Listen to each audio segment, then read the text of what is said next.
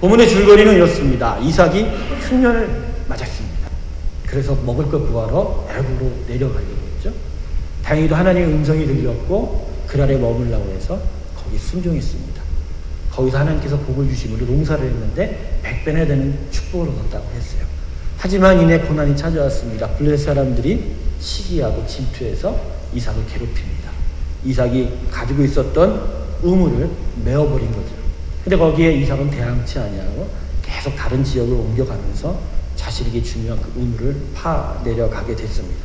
결국은 블레셋 사람들을 따돌리고 르호봇이라는 그런 자신의 우물을 갖는 축복을 얻게 되었습니다. 22절을 보십시오. 오늘의 마지막 말씀. 이 땅에서 우리가 번성하리로다. 이 우물을 계속 파내려간 것에 대한 하나님의 축복이 이 땅에서 우리가 번성하리로다. 하나님께서 번성할 땅을 따로 주셨다라는 것이죠. 결국에는 오늘 본문 다음의 일인데 블레셋 왕인 아비멜렉이 이삭에게 찾아옵니다. 먼저 평화조약을 맺자고 찾아옵니다. 한 나라의 왕, 물론 당시는 부족국가, 시족국가의 시절이었지만 그래도 이삭보다는 힘이 셌는데 이삭의 존재감을 새롭게 인식한 거예요. 이삭을 보니 자신들과 상관 않고 계속하여 우물을 파는 것을 통해서 하나님의 전능하심이 이삭에게 임한 것을 알고 먼저 무릎을 꿇은 거예요. 이삭에게 먼저 평화조약을 해요. 그러니까 이제는 너희를 내가 건드리지 않겠다. 그것은 핑계죠. 이삭이 자기를 건드리지 않도록 평화조약을 해라. 우리를 살려달라라고 물을 꿇어요. 한마디로 세상이 감당 못하는 자의 축복을 이 우물을 파는 것을 통해서 이삭이 얻게 됩니다. 이 본문을 묵상하면서 우리는 이삭의 어떤 평화를 사랑하는 마음, 양보를 하는 마음, 다투지 않고 세상 사람들과 그래서 정말로 평화를 추구하는 그런 것들에 대해서 생각을 하게 됩니다. 하지만요, 그게 아니에요. 하나님의 말씀은 그런 선과 악과 윤리와 도덕에 대한 기록이 아닙니다. 여러분, 선을 찾고 악의 기준을 찾고 윤리와 도덕을 찾고 싶으시면 성경을 읽지 마십시오. 윤리와 개론책이 훨씬 더 낫습니다. 분명하게 낫습니다. 하나님의 말씀은요, 초점이 단 하나예요. 하나님을 쫓느냐 마느냐. 그래서 하나님을 쫓아 생명을 얻느냐 아니면 쫓지 않아서 죽어가느냐. 거기에 그 아주 좁은 그 길을 걸어가는 위해서 필요한 것들에 대해서 성경이 말씀하고 있다라는 것이죠. 성경은 바로 그런 기록이에요. 죽느냐 사느냐의 문제. 그런 점에서 오늘 본문은 이삭이 흉년을 맞아 애굽을 내려가다가 그날의 원쯤 모습을 통해서 우리들의 신앙의 문제가 무엇인지를 아주 분명하게 보여주고 있습니다. 이삭을 통해서 저희는 우리의 신앙에 어려운 일을 만나게 되면 항상 그 바닥을 드러내는 모습을 어떤 샘플로 보게 됩니다. 조그만 어려운 일을 만나도 평소에는 하나님을 믿겠다라는 그 신뢰의 고백이 있었는데 그 고백은 온데간데 없이 사라져버리는 모습입니다. 이삭이 그렇지 않았어요. 믿음이 있던 자였어요. 아브라함부터 신앙교육을 받았던 자인데 흉년을 만났어요. 어려움을 당했어요. 고난을 겪어보니까 그냥 주저없이 애굽으로 떠나버린 것입니다. 여러분, 창세기, 특별히 구약에 있어서 애굽이라는 것은 세상 나라를 가리킵니다. 하나님을 버리는 길, 하나님을 떠나는 길, 세상을 쫓는 길이 바로 애굽으로 가는 길입니다. 이삭이 그렇게 간 거예요. 이삭이 이런 모습을 보인 이유가 과연 무엇일까요? 여기에 대한 답을 얻는 것이 오늘 우리에게 더 많은 도전을 줄 것입니다. 여러분, 이삭이 가진 신앙 지식은 우리와 비교해도 결코 못지 않은 자입니다. 그는 우리와 같이 신앙 교육을 받았던 자입니다. 부모가 아브라함, 사라 아닙니까? 믿음의 선조 아닙니까? 제사 드리고 하나님께 예배 드리는 일이 그 집에서 매일매일 일어났었어요. 그래서 이삭도 당연히 아버지 어머니 따라서 하나님께 예배 드리는 것에 익숙한 거죠. 그러니까 이 시대로 말하면 모태신앙의 원조가 누구라고요? 이삭이에요. 이삭. 모태신앙. 여기 모태신앙은 많죠. 모태신앙을 모태신앙이라고 못한다 이렇게 신앙하시는 그런 부정적인 생각하지 마세요. 모태신앙은 축복받은 신앙입니다. 할렐루야. 저처럼 중간에 회심한 사람들이 뭐 아주 극심한 사건이 있어서 좋겠다. 안 그래요. 어머니 아버지 밑에서 신앙을 계속 익숙하게 배우는 게 얼마나 축복받은 겁니다. 모태신앙 자기 스스로가 생각을 바꾸세요. 나는 정말 축복받은 사람이다. 왜요? 이삭이 축복받았어요. 그것만 있나요? 신앙의 경험도 못지 않아요. 아브라함이 등 뒤에 묶여서 모리아산에 제물로 바쳤을 때 이삭의 나이가 몇 살인 것 같았어요? 7, 8, 5, 6살? 아니에요. 20대 초반이었어요. 20대 초반인 이삭이 아브라함이 가자고 해서 갔고 갑자기 묶으니까 그제서야 상황 판단했죠. 근데 몸부림치지도 않았어요. 도망치지도 않았어요. 저 같으면 바로 돈 끊고 도망가죠. 아버지가 날 죽인대. 근데 이삭은 그러지도 않았다고요. 그 아버지가 막 낯을 들어서 딱 죽이는 그 순간에 비명도 안 질러요. 나한테 죽는다고 이러고 있어. 그런 이삭이었죠. 여러분 또 중요한 건 보세요. 이삭이 아내를 맞이하죠. 근데 아내와 연애했어요? 아내 얼굴을 봤어요? 아브라함의 늙은 종이 저 하란 가서 라반의 집 하란 가서 자기의 사촌을 위해서 리브가를 데려오죠. 또 얼굴 한 번도 보지 않았던 리브가를 보고서 바로 결혼했던 사람. 그러니까 순종적인 그런 사람이었다는 거죠. 예배도 드릴 줄 알고 하나님도 알고 그래서 부모의 말에 순종도 하고 우리가 똑같지 않습니까? 여기 계신 모든 분들이 다 똑같잖아요. 예배도 잘 드리시고 그죠? 순종하라면 순종도 잘 하시고. 그런데 흉년을 만나봐야 돼. 먹을 것이 없어 봐야 돼. 고난을 만나보면 우리의 이렇게 가지고 뭔가 있어 보임직한 그 신앙의 모습이 그 정체가 드러나게 된다. 이삭이 결국 보여줬어요. 흉년을 만나자 그의 신앙은 바닥으로 곤두박질치게 되는 것이죠. 애굽으로 간 거예요. 세상 길로 간 거예요. 하나님을 믿지 못하고 하나님을 버리고 하나님의 뜻과는 전혀 상관없는 길로 가버린 것이죠. 그 하나님의 음성이 나타났어요. 그래서 그 아래 멈추게 됩니다. 다행이죠. 하나님 음성 들렸음에도 불구하고 나 애굽으로 갑니다. 이렇게 한 게 아니라 그래도 음성이 들려서 거기 순종할 줄 아니. 그래서 신앙교육이 필요한 겁니다. 가정교육이 필요하고 예배가 필요한 겁니다. 그렇게 예배 속에서 신앙교육 속에 있다 보면 하나님 음성이 들리면 그래도 멈출 줄을 알게 된다는 것입니다. 여러분 가랑비에 옷 젖는다고 절대 소나게 인생 바뀌지 않습니다. 가던 길이 소나게 바뀌지 않습니다. 가랑비에 자신의 인생이 바뀌게 되는 것입니다. 우리 아이들 지금 주일학교에서 공부하고 있죠. 쟤네들이 과연 하나님을 알까? 아니요. 알게 돼 있어요.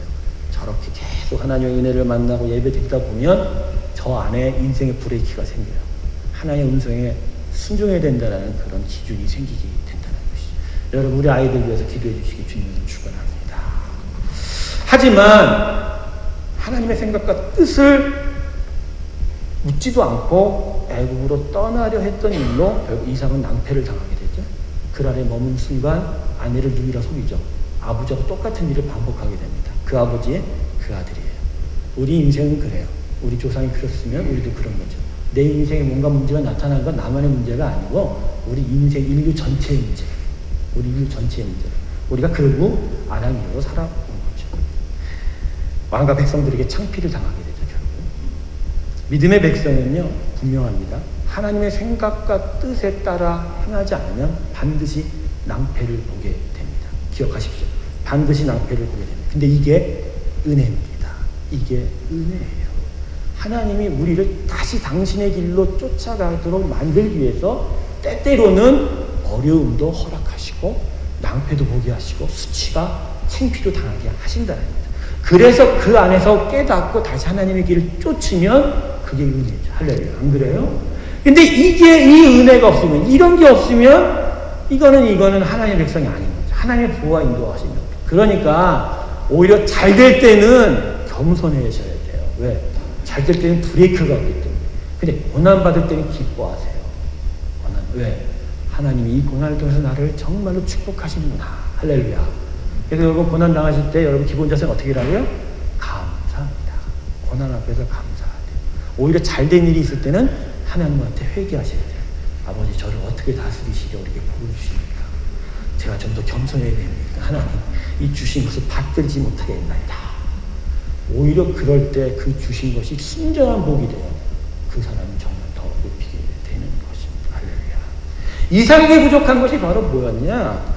하나님의 생각과 뜻을 알고 쫓는 일이 자신의 인생에서 얼마나 소중하고 가장 가치 있는 일인지를 깨닫지 못했던 거예요. 하나님도 알고 하나님을 예배하는 것도 알고 그분의 생각과 뜻이 중요한 것도 알았지만 정작 흉년이 들어서 먹을 것이 없는 그런 어려움을 당할 때 당연하게 자신의 인생의 버릇처럼 먹을 것을 구하러 움직인 것이다.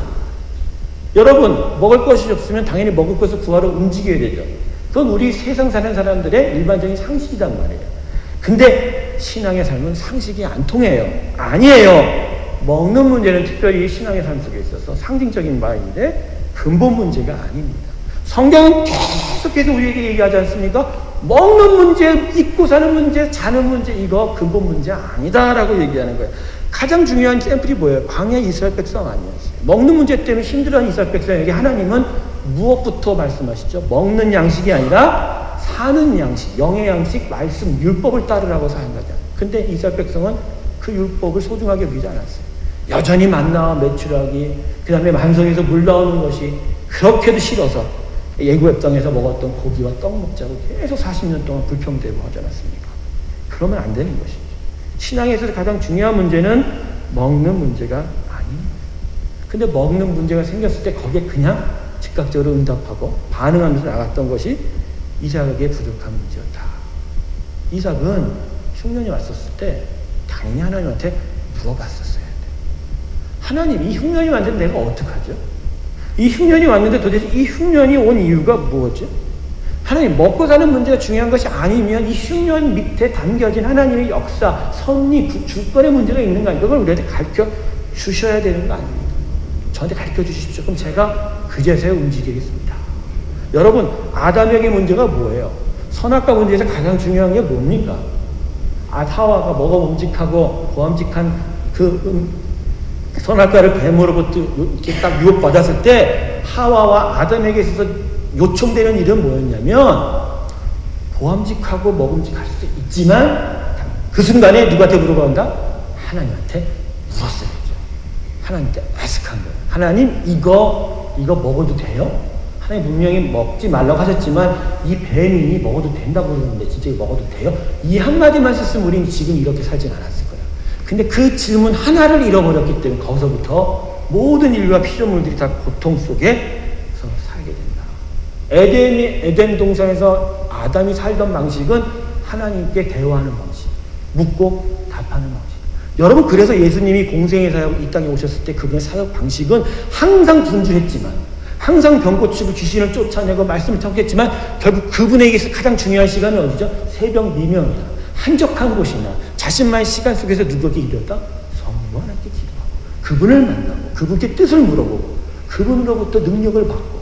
여러분, 성자 하나님 예수가 이 땅에 오셔서 하신 사역은 인간의 역이었지 사람의 능력으로 한 게 아니에요.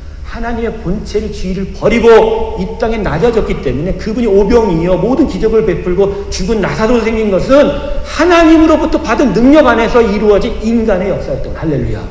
그렇기 때문에 하나님 예수 그리스도 하나님 안에서 예수 그리스도를 믿는 여러분에게도 병치유의 역사가 있는 거예요. 죽은 자도 살릴 수 있는 겁니다. 오병이어도 가능합니다. 할렐루야. 근데 왜 못할까요? 우리가 순전하지 못해서 그렇죠. 우리가 순전하지 못해서. 그러나 분명히 우리에게도 그러한 일이 있다. 여러분, 우리가 이삭과 같지 않습니까? 우리 하나님이 누군지 알잖아요. 그분의 생각과 뜻이 얼마나 중요한지도 알지 않습니까? 그리고 항상 그분께 예배하러 나오지 않습니까? 근데 여전히 무슨 일만 생기면, 여전히 어려운 일과 고난이 생기면 항상 허둥지둥 되다가 결국 내 생각과 뜻에 따라서 행동하지 않습니까? 그분께 먼저 묻고 그분의 답을 구하기 전까지 움직이지 않는 그러한 신앙의 모습이 보이지 않잖아요.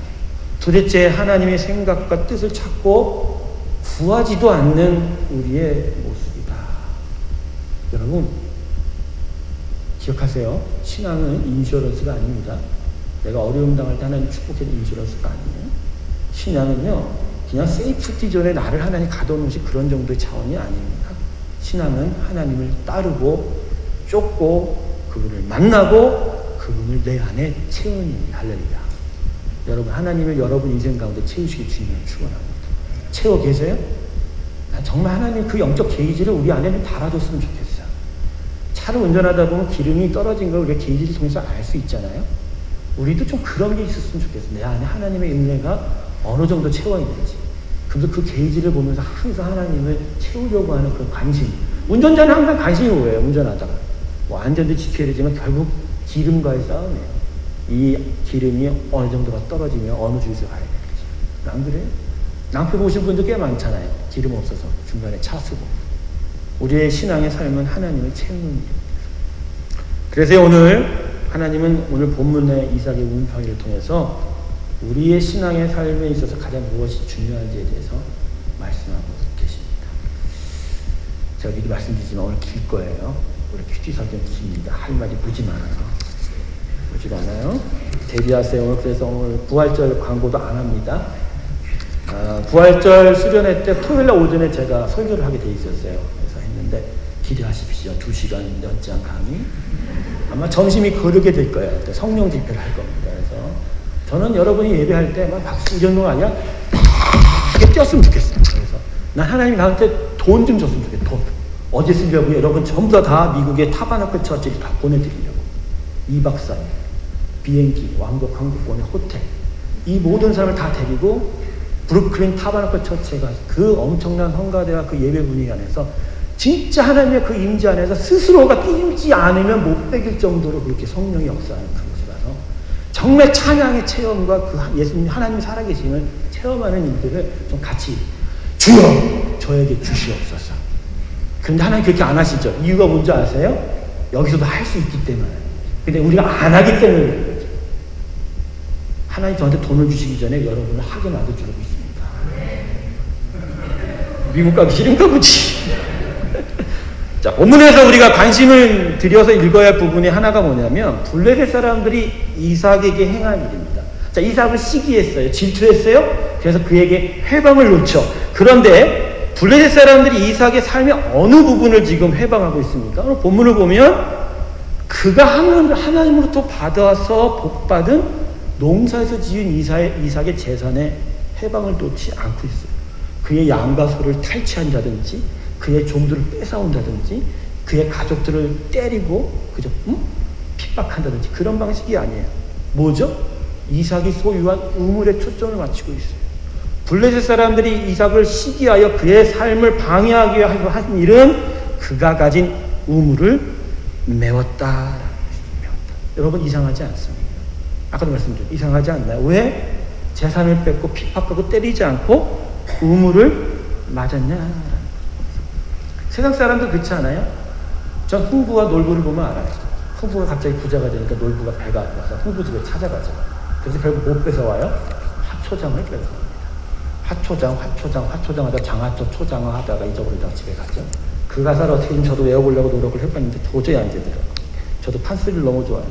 세상 사람들의 일반적인 방식은 배가 아프고 질투가 나면 그가 얻은 것을 그냥 뺏어오는 거예요. 그게 세상의 방식이에요. 그런데 그런 점에서 보면 블레셋 사람들은 아주 영리한 거죠. 거기에 관점을 두지 않아요. 그들은 사람이 산다는 것이 어떻게 돌아가는지를 분명하게 앉아드립니다. 그들이 생각하기에 있어서 이삭의 삶에 있어서 가장 중요한 것이 뭐라고 생각했을까? 여러분 이삭의 지금 삶에 있어서 가장 필요한 것이 무엇입니까? 흉년을 만나니까 먹을 양식 그게 제일 중요하다고요? 아니에요. 당시 이삭의 재산의 전부는 양과 소입니다. 제가 본문에 읽으면서 눈에 띄는 부분이 뭐냐면 첫 절에 이삭이 그랄에 와서 받은 복이 소와 양떼가 늘어난 그 복이 아니라 뭐죠? 농사지어서 복을 받았다. 아브라함과 이삭과 야곱의 인생을 보면 농사지었다는 말이 한마디도 안 나와요. 근데 오늘 이 본문에서만 이삭이 농사를 지었다고 그래요. 농사를 지었다. 이거 도대체 무슨 복인가? 저는 이렇게 생각합니다. 흉년이 들어서 양식과를 애굽으로 내려가는 이삭에게 하나님이 내가 너와 함께 하신다는 것을 그것을 보여주신 증거에 불과하다라는 것입니다. 정작 하나님 복을 주셨다고 했지만 그 축복의 시작이지 그 축복의 전체적인 중심은 이삭에게 우물의 소중함을 알려주신 것이었다. 이삭의 주업은 목축입니다. 양과 소가 대부분이에요. 그렇기 때문에 물이 없으면 양과 소를 그죠? 먹일 수가 없고 자랄 수가 없어요. 그러니까 이삭은 죽은 거나 마찬가지죠. 이삭은 그냥 떠나갈 수밖에 없죠. 물이 없으면. 아니면 블레셋 사람들에게 다른 물을 달라고 애원할 수밖에 없다라는 것이죠. 결국 블레셋 사람은 물을 가지고 이삭을 가지고 노는 거예요. 이삭을 소유하려고 하는 거예요. 이삭을 조종하려고 하는 거예요. 네가 물이 없으면 살 수 있겠느냐? 물이 없으면 네가 떠나갈 거든지 아니면 나의 말을 듣든지 이렇게 자꾸만 자기의 손에 자기의 힘에 묶어두려고 하는 것이다. 여러분 사탄이 우리를 공격할 때 이와 같아요. 우리가 여전히 먹고 자는 문제에 집중하고 있을 때 골몰할 때 살며시 다가와 우리 인생 가운데서 가장 중요한 부분을 건드리고 있다는 거죠. 근데 우린 그걸 몰라요. 왜? 먹고 자는 문제가 너무 우선적이라고 생각하기 때문에. 그리고 나서 살며시 다가와서 우리의 생명의 근원을 메워버립니다. 여러분 우리는 하나님의 피조물이죠. 거다 하나님의 생기로 그저 거듭난 사람들이란 말이에요. 그러니까 우리에게 있어서 생명의 근원은 뭐예요? 먹는 거예요? 입는 거예요? 자는 거예요? 아니죠. 나를 지으신 하나님이 내 생명의 근원 맞죠? 맞아요? 틀려요? 대답 좀 해주세요. 강호동 옆에 이수근이 있으니까 강호동이 잘난 보이는 거예요. 여러분 이해 지원 좀 해주세요. 아멘. 예, 그래요. 하나님이 우리의 생명의 근원이다. 사탄은 그런 점에서 우리보다 뛰어난 존재예요. 영리한 존재예요. 우리 안에 하나님을 알아가는 그 근원을 메어버린 거예요. 블레셋이 이삭의 우물을 메웠던 것처럼 사탄이 그런 식으로 우리의 삶 속에 들어와 하는 짓이 그런 짓이다라는 것이죠. 이거를 분명하게 분별해야 된다는 거예요. 그런데 우리는 여전히 지금 어디에 초점을 맞추고 있어요? 하나님과의 관계, 하나님을 알고 하나님을 채우는 일이 아니라 여전히 이 세상에서 먹고 사는 문제에 골몰해 있다. 여러분 이러면요 사탄은 절대 우리 공격 안 합니다. 사탄은 절대 공격 안 해요. 여러분 우리가 먹고 사는 문제를 통해서 갖는 고난은 그건 무슨 의미인 줄 아세요? 그건요 우리가 너무 먹고 사는 문제에 골몰하다 보니까 그래서 우리끼리 서로가 부딪히면서 고통을 당하는 자충수란 말이죠. 바둑 두시는 분 알죠? 바둑 두시는 자충수가 보는 줄 아시죠? 스스로가 좀 해보려고 하다가 스스로가 멸망하는 수예요. 우리가 이 세상에 먹고 사는 문제에 골몰하면요 사탄은 손도 안 건드립니다. 그냥 보고 즐깁니다. 왜? 우리가 거기에 매달려 있는 그 순간 우리 안에 하나님을 찾고 알고 깨닫고 채우는 일은 절대로 없기 때문입니다. 여러분 기억하세요. 여러분의 삶의 모든 문제에 있어서 근원은 하나님이지 하나님을 찾는 문제지 내가 당한 그 모든 문제 먹고 사는 그 현상에 내가 집중하다 보면 우리는 절대로 생명의 근원을 얻을 수도 없고 찾을 수도 없다는 것이죠. 사단이 그렇게 우리에게 역사해요. 그러니까 계속해서 그 일들을 만들어내는 거예요. 근데 그 일 미면에 깔려있는 가장 중요한 문제가 무엇인지를 파악해야 되는 그런 분별이 없다는 거예요. 그래서 하나님이 이삭에게 우물 파기를 시킨 거예요. 여러분 사람의 인생에 있어서 가장 필요한 것이 뭐죠? 시편 1편에 사람의 인생의 가장 행복한 모습을 이렇게 표현하고 있습니다. 시냇가에 심은 나무가 철 따라 열매를 맺으면 그 잎사귀가 마르지 않아요. 자, 열매가 항상 풍성하고 그 잎사귀가 푸르르다는 이유를 뭐로 들고 있죠? 시냇가에 심겼다라고 하는 식이에요. 시냇가에 심긴 나무. 여러분 이 글이 쓰여진 배경이 어디예요? 조대 중동 지방이란 말이에요. 물이 귀한 땅에서 지금 시냇가에 심긴 나무라는 표현을 쓴 것은 그만큼 물의 공급이 중요하다라는 거죠. 시냇가에 심겨서 물의 공급이 영원할 때 거기서 인생, 나무의 인생, 사람의 인생은 항상 푸르를 수 있고 열매 맺을 수 있다. 그러니까 창세기에 나오는 물, 우물 이런 의미에서는 이런 우물은 다 생명, 생존, 하나님의 풍성함을 가리키고 있다는 것이죠. 여러분 성찬 때 우리가 뭘 나누죠? 떡과 잔을 나눕니다. 떡은 예수님의 몸이고 잔은 예수님의 보혈입니다. 자, 제가 설명을 정확하게 드릴 테니까 다 기억하세요. 떡은 뭐죠? 우리 죄에 대한 예수님의 희생이에요. 희생이에요. 그러니까 이미 이루어진 일이에요. 그래서 우리가 저 떡을 벗을 때는 기억하는 거예요. 메모리하는 거예요. 리멤버하는 거예요. 그래서 그분이 나를 위해서 죽으셨구나. 그분의 몸으로 인하여 내 죄 문제가 해결돼서 내가 지금 하나님 앞에 설 수 있는구나. 그래서 떡을 나눌 때는 리멤버 하시는 거예요. 근데 잔을 나눌 때는 달라요. 잔은 리멤버가 아닙니다. 우리를 향한 영원한 약속이랬어요. 언약이랬어요. 앞으로도 계속 이루어지려야 대한 미래의 일이야. 즉 내가 지금 하나님 앞에 서 있는데 떡으로 말미암아 이제 예수님의 보혈의 능력으로 계속해서 하나님의 능력되는 삶, 하나님의 나의 능력이 되는 그런 삶을 살아갈 수 있다. 이것으로. 그러니까 미래에 대한 믿음에 대한 미래 일에 대한 믿음의 확신이 이 잔을 통해서 나타난다라는 거죠. 그러니까 성찬 안에 과거와 현재와 미래가 다 같이 있는 거예요. 그러면서 우리의 온전한 구원이 이 떡과 잔을 통해서 이루어진다는 것을 가르쳐 주는 것이죠. 그런데요, 그 예수님의 이 떡과 잔, 몸과 보혈이 한 번에 모여 있는 것이 있어요. 한 군데. 어디죠? 말씀입니다. 말씀 안에 예수님의 희생의 십자가가 새겨져 있고 그 안에는 예수님의 보혈이 말씀 안에 흘러간다. 그렇기 때문에 하나님의 백성된 자는 결국 시냇가에 심긴 나무처럼 항상 푸르고 열매를 맺기 위해서는 예수 그리스도의 보혈을 항상 공급받아야 되며 그러기 위해서는 예수님의 보혈을 어디서부터 퍼올린다? 십자가에서 그 십자가가 새겨진 하나님의 말씀으로부터 퍼 올려야 된다. 여러분 성령이 마가의 다락방에 임할 때 불과 바람을 임했다고 했죠. 근데 불과 바람은 이례적이에요. 불이 불 때 우리의 죄가 태워지고 바람이 생명의 생기를 불어다 줍니다. 그렇지만 성령의 기본적인 속성은 흐르는 물처럼 흐르는 거예요. 오늘 이 가운데 성령의 물처럼 흐르는 줄 믿습니다. 근데 어떻게 흐르냐면 그냥 흐르는 게 아니라 이 안에, 이 심령 안에 예수 그리스도의 보혈을 기억하고 그 보혈에 대해서 초점을 맞출 때 그 보혈을 타고 흐르신다. 할렐루야. 성령이 하는 일은 딱 하나예요. 예수님의 사역하는 가운데 세우는 일이에요. 그분의 십자가의 보혈이 우리 안에 흐를 때 성령이 같이 흐르는 거예요. 물처럼 흐르는 거예요. 보혈처럼 흐르는 거예요. 그래서 우리의 죄를 깨끗게 하고 우리를 정결케 하고 우리를 기쁘게 하고 우리를 계속 하나님의 거룩하고 나가게 하고 하나님의 나라가 세워지는 그런 놀라운 일들을 세워간다. 할렐루야. 그렇기 때문에 이 물이 중요하다. 그러니까 오늘 하나님이 이사야에게 우물 파기를 시킨 것은 바로 이런 점이에요. 먹고 사는 문제에 집착하지 말라요.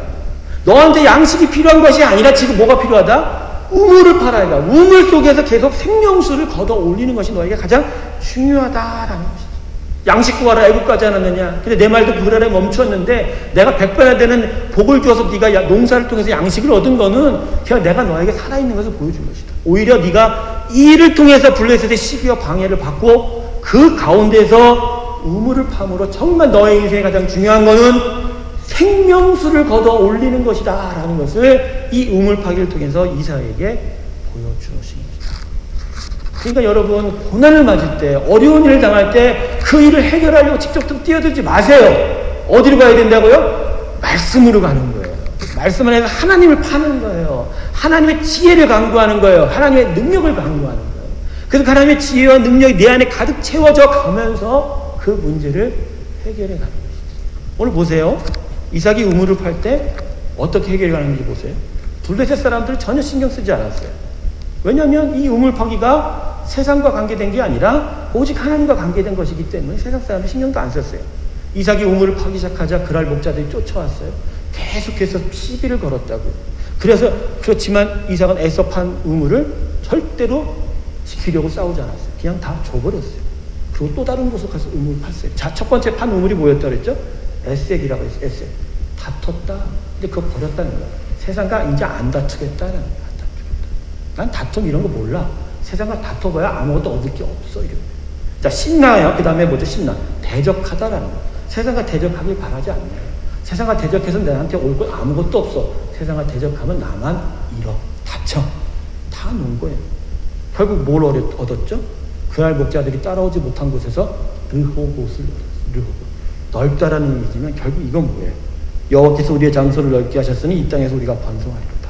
세상이 나의 인생을 넓혀줄 것이 아니라 하나님만이 내 인생을 세우고 내 삶을 넓히실 것을 믿었기에 세상이 자기를 시기하고 해방을 해도 상관치 않고 계속하여 하나님의 우물을 파내려갔다. 그 결실로 르호봇을 얻었다라고 고백하는 것입니다. 할렐루야.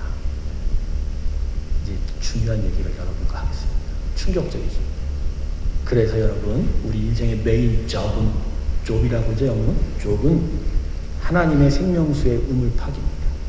여러분이 세상에서 살고 있는 많은 직업들은 세컨잡입니다. 아버지께서 그러더라고요. 자기 아내를 세컨드라고 그러더라고요.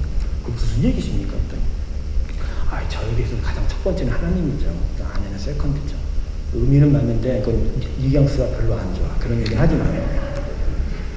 아내를 세컨드라고. 그러면 근데 이건 좋은 얘기야. 하나님을 알아가는 일이 메인 잡이에요. 하나님의 백성은 기본적으로 직업이 뭐예요? 부르신 사명의 직업. 하나님을 아는 일이에요. 말씀을 읽고 예배를 하고 기도를 통해서 하나님을 채워가는 일이 내 인생이 가장 중요한 일이야. 메인 잡이야. 그리고 나서 세상 일은 세컨드야. 부업이에요. 부업. 뭐라고? 세상 잡이 뭐라고요? 부업이다. 그러니까 이 세상 사람들한테 네임카드 나눠줄 때 이렇게 얘기하셔야 돼요. 제 부업입니다. 그러세요? 오늘 당신 메인 잡이 뭐예요? 저요. 하나님을 아는 것이죠. 담대해지시기를 주님을 축원합니다. 저도 있어요. 저도 이 명함이 있어요. 제가 누가 파줘서 줬는데 제가 이걸 딱 들 때 목사님은 하나님이라서 좋겠습니다. 아니요. 목회도 제 세컨 잡입니다. 당연하죠. 목회도 서비스업이죠. 제가요, 목회를 하기 위해서 성경 말씀 읽어요? 목회를 하기 위해서 기도해요? 아니죠. 나 살려고 먼저 말씀 읽고 기도하고 예배하는 거예요. 여러분과 똑같이 개인적인 자격을 개인으로 선 거예요. 다만 그 안에서 나의 목회, 사역이 세컨드로 하나님의 영광을 구하는 일로 나타나는 것이다. 할렐루야. 그런데 문제가 뭐냐? 메인잡인데 왜 예배를 안 드려? 왜 메인잡인데 말씀을 안 가지냐? 말씀을 안 보냐? 왜 메인잡인데 기도를 안 하냐는 거지. 이게 중요한 문제 아니에요? 그래서 인식이 바뀌어야 돼요. 확 바뀌어야 돼요. 우리 착각이 뭐예요? 세상 잡이 우선이라고 생각하잖아요. 그리고 남는 시간에 예배 오고, 남는 시간에 기도하고, 남는 시간에 하나님께 말씀 읽는 거 아니죠. 아니에요. 먼저 하셔야 돼요. 주일날 아이들이 생일잔치 한다고 영국 애들하고 교회 못 나오겠다. 이런 말 절대 내 얘기 들리지 마게 하세요. 이제 화낼 거야. 이건 거룩한 거예요. 확 끊어버리세요. 영국사에서 고립된다고요? 영국사에서 고립돼도 전 세계에서 그 사람을 제일 높이게, 당신의 자녀들을 높일 줄 믿습니다. 그런 거에 대해서 신경 쓰지 마세요. 주일날 일 시킨다고요? 나가지 마세요. 나가지 마세요. 담장이 있어야 돼요. 주일날. 나 예배 드려야 돼요. 그럼 자르면 자르라고 그래. 세상이 나를 자른다고 세컨드, 부업은 없어져도 돼. 메인잡이 살아야지 살죠. 지금 방광 갖고 계시는 분들 꽤 많을 건데, 나 오늘 담대하게 선포합니다. 담대하게. 만일 내 목회가 내 가장, 내가 하나님을 예배하는 것에 방해되면 오늘 목회 그만 둘 거야.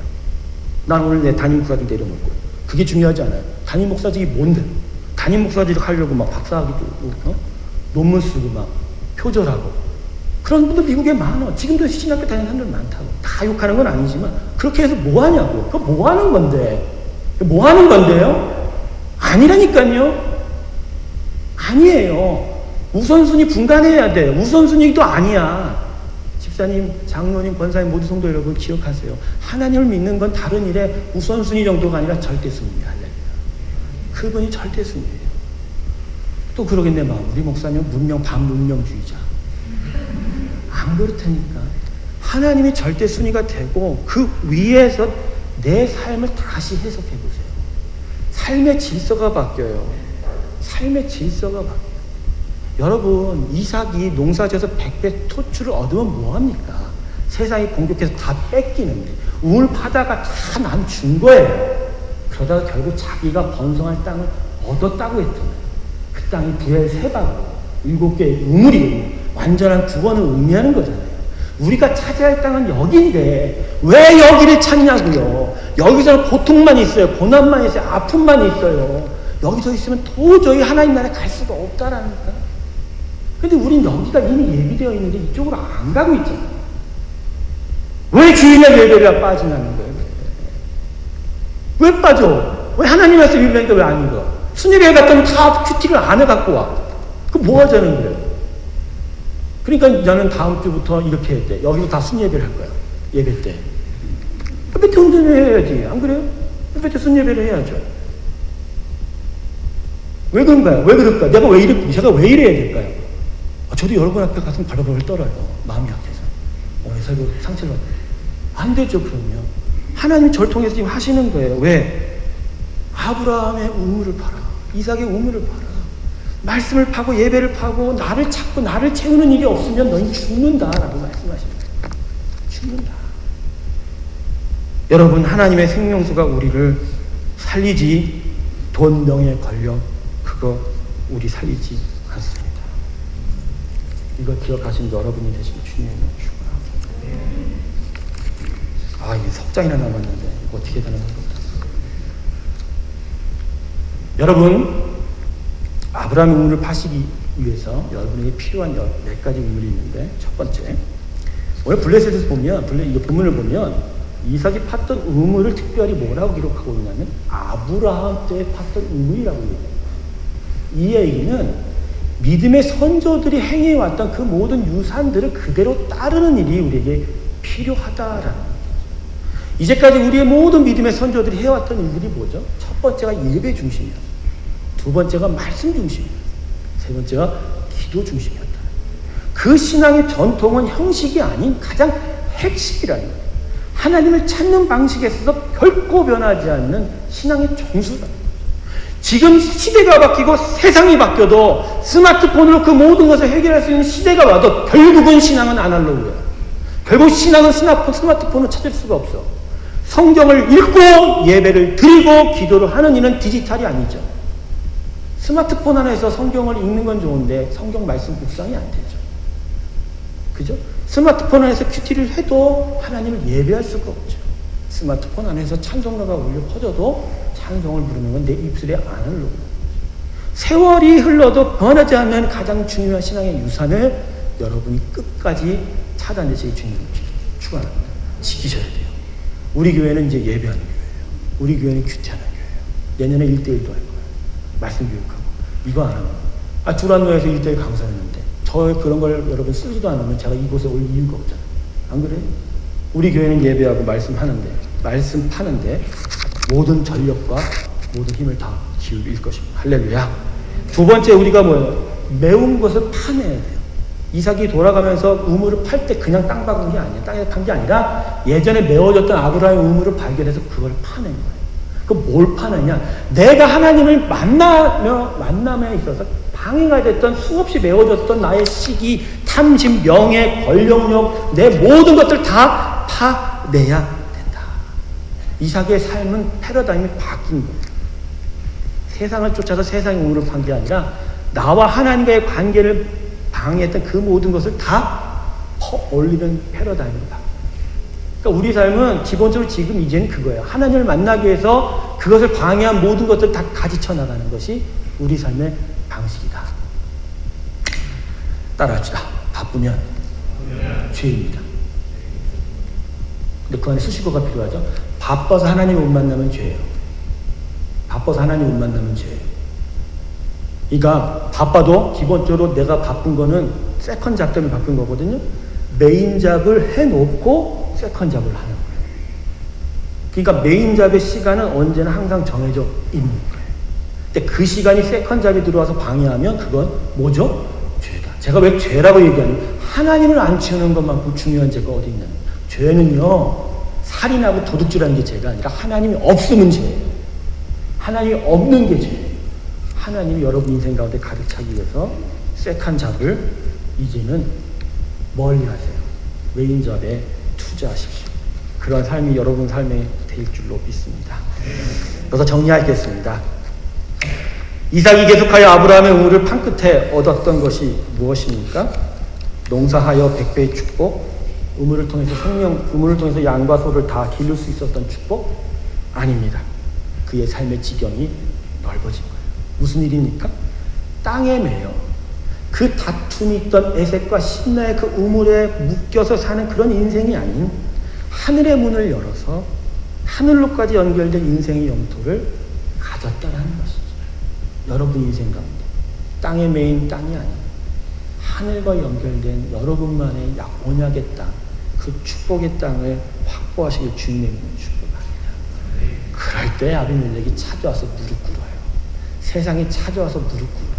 날 괴롭히고 일어난다고 찾았던 상사가 나한테 굴복해요. 바쁘다고 일 안 한다고 해서 날 괴롭혔던 다른 회사 사람들이 나한테 잘못했다고요. 어떻게? 내가 하나님을 쫓고 하나님을 계속하여 쫓아 하나님의 우물을 팔 때마다 거기서 세상에 감당하지 못하는 인생이 나타나게 된다는 것이죠. 믿음의 우물을 계속 파내려가는 저와 여러분들 주님을 축원합니다. 내가 주는 물을 먹는 자는 영원히 목마르지 아니하나니 나의 주는 물은 그 속에서 영생하도록 솟아나는 샘물이 되리라. 기도하겠습니다. 우리가 인생을 거꾸로 살았습니다. 세컨 잡이 메인이 됐습니다. 메인 잡이 우리의 에디셔널 잡이 됐습니다. 무릇 하나님의 백성은 하나님을 섬기고 예배하고 하나님께 나아가는 일이 먼저인데 그러지 못했습니다. 여전히 주인이 안 되십니다. 여전히 아버지가 나의 왕이 안 되십니다. 하나님 연약합니다. 여전히 먹을 것이 필요합니다. 살 집이 필요합니다. 입을 것이 필요합니다. 근데 하나님 당신 말씀에 순종할 때 100배 되는 주는 축복으로 당신이 다 채우시겠다고 오늘 이삭에게 보여주셨습니다. 오병이의 기적을 통해서 결코 내가 너희를 굶주리지 않게 하겠다고 말씀하시고 그렇게 보여주셨습니다. 그렇다면 아버지 믿음의 사람은 이제 먹고 사는 문제가 자신의 주가 아니고 하나님을 알고 하나님을 내 인생에 채우는 일이 문제가 된다는 것을 깨달아야 합니다. 오늘 여기 계신 모든 일ring의 성도들과 함께 이 귀한 고백을 주 앞에 나아가기를 소원합니다. 아버지, 오늘 우리를 축복하사 성령으로 기름 부으사 마음에 거친 마음과 마음에 대적하는 그 모든 마음을 물려드려 하나님이 오늘 강력한 요청과 권면에 순종하는 귀한 일들이 있게 하여 주시옵소서. 그래야 정말 주의 말씀을 향하여 주의 얼굴을 구하며 주님을 내 인생에 채우는 것을 향하여 나아가는 저희가 되게 하여 주시옵소서. 그래야 놀라운 하나님의 축복이 오늘도 우리를 아버지 그 길로 인도하는 데 있어서 거기에 순종하며 나아가는 우리가 되게 하여 주시옵시고 그런 애를 더하여 주시옵소서. 우리를 그렇게 축복하여 주시옵소서. 여러분과 이 찬양 같이 부르기 원합니다. 주 말씀 향하여 주 말씀 향하여 주 말씀 향하여